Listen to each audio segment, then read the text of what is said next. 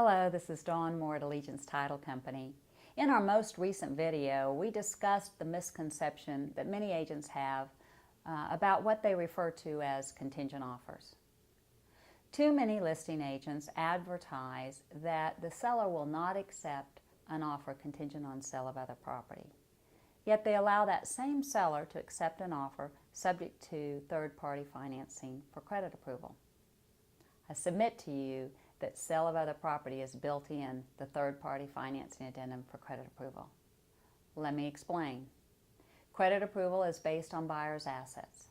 If buyer's assets are tied in the proceeds from their existing home, then the lender approval of their assets is going to be conditioned on the sale of their property.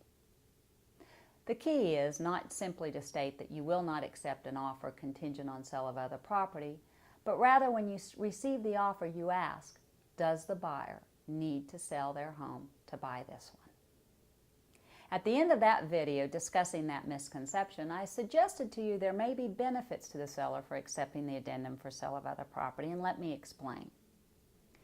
If a seller is willing to accept an offer subject to third-party financing for credit approval, then the seller will not make their offer worse by adding the addendum for sale of other property, and in fact can possibly make it better.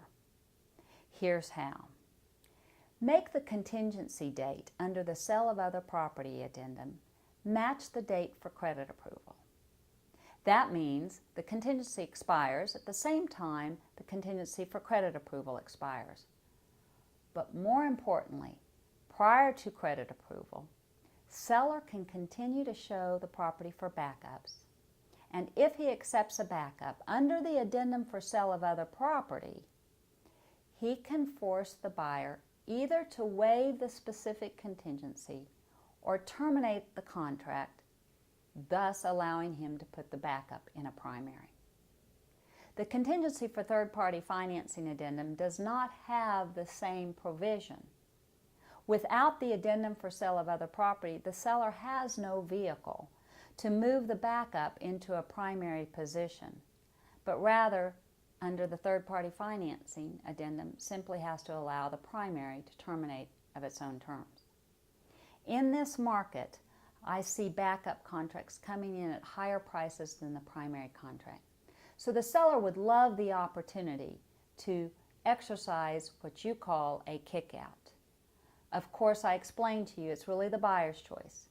It's the buyer's choice to either waive the contingency or terminate the contract. But if the buyer waives the contingency, the addendum calls for additional earnest money, and hopefully the seller has negotiated a significant amount to make it worth his while. I hope this information was of value to you. Allegiance wants to be your resource for results, so please call us whenever we can be of help. Thank you.